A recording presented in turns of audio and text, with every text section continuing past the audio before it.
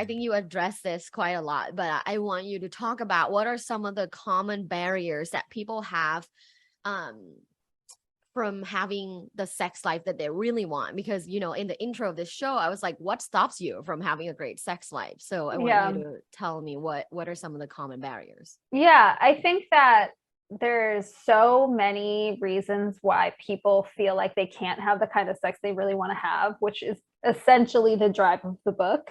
When I work with people, it has a lot to do with socially, how are we conditioned to think about sex and the kind of sex we deserve or are able to have. I think a lot of people feel blocked by communication barriers. They're not sure how to ask for what they want or how to talk about things that they want that maybe their partner doesn't want or that they think their partner doesn't want. I think that embedded in those communication issues are a lot of kind of attachment wounds, like how do you experience rejection? How is fear of disconnection from your partner playing a role? And your partner could be someone you just met that you really want to have sex with, or it could be someone you've been seeing for 10 years or whatever. We all sort of have this like biologically driven need to connect to people. And I think sex and sexuality and romance and desirability and desire are all parts of how we foster that connection.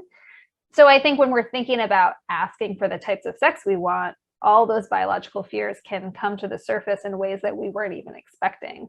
So I think a lot of it is like shame, guilt, attachment fears, socially, how we're conditioned, and then just the nitty gritty of how do we communicate, and also what do I even want? Yeah.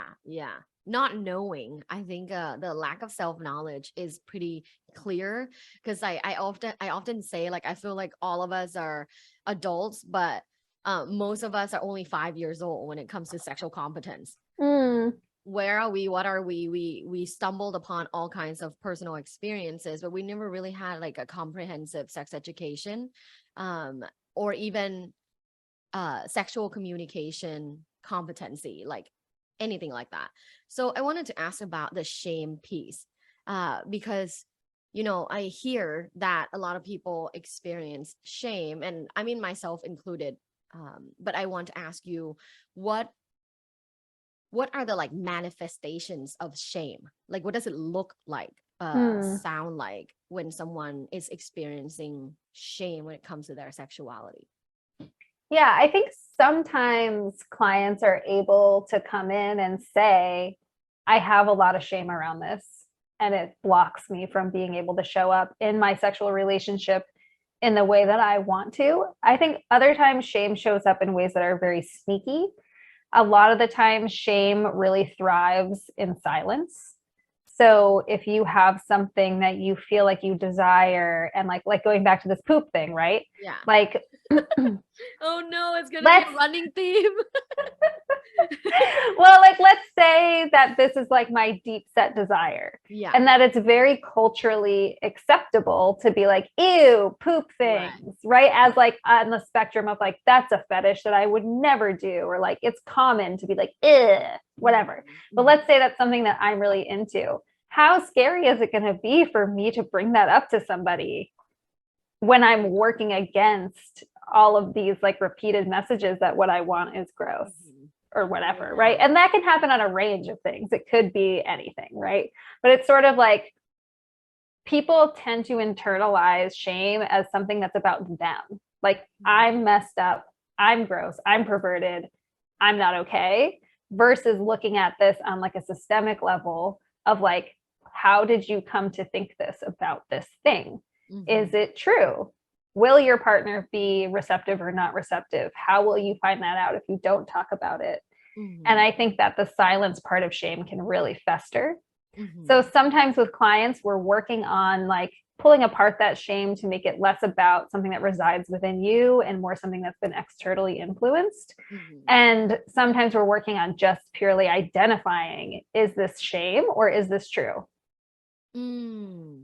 What does that mean? Like, I think people will take things for not for granted, but the people will assume that something is a permanent facet of who they are. Like, I just can't, like, I'm trying to think of a good example. I mean, this might go into something that we might talk about later, but let's just say like, I am a low desire person and my partner's a high desire person, and that's just the way it is. And like, there's nothing we can do. I hear that a lot. Yeah. It's so common. It's the most common. With couples, I would say that's like the number one problem, is that people are so fixed in their ways. Right. Like, this is just the way we are. I've seen a lot of women saying that, yeah, I just have a low sex drive. I'm just a person with a low sex drive. Is this a thing? Is this real? Yeah. And I think that's the question, right? Like, I don't ever want to tell somebody like what you think about yourself is fake. Like that's, I don't want to invalidate somebody's identity in that way. Like, let's say someone's like, I'm asexual. I'm not going to be like, no, you're not, right? Because asexual is like 0.5% of the population, right? I don't know the exact numbers, but I was pretty shocked. Like, 0.5% of the population. That's a lot of people. Yeah. I also think asexuality, like not to go on a big tangent, but asexuality, I think, is being more understood as like a spectrum of asexuality rather than like I am asexual, like the end. Yeah. But if somebody comes in and is like, I have a low desire and I want to explore that, or I want to have a less low desire, then we have an opportunity to sort of look at what are the factors that are influencing desire, what constitutes a low desire anyway, like who's creating the scale of low to high. Yeah. Right? Like where did this come from? Yeah. And does that matter as much as it matters that this is a dynamic between you and your partner? And how can there's a concept in the book that is a narrative therapy concept that I don't know, maybe you use it with people, called externalizing the problem. And that looks at how do we take the cycle that's happening between you and your partner, externalize it and talk about it as a third entity rather than as something that lives within you. So instead of saying like, I just don't have a good sex drive, that doesn't seem like something that I can change. It feels like that's a permanent trait of who I am and I've admitted defeat, right? Rather than in our relationship, our sex drives do not match up in the way that we would like them to. How do we want to manage this issue? And like, how does this issue make us feel? How does this issue impact our relationship? What other things in our relationship or in our lives have contributed to this issue?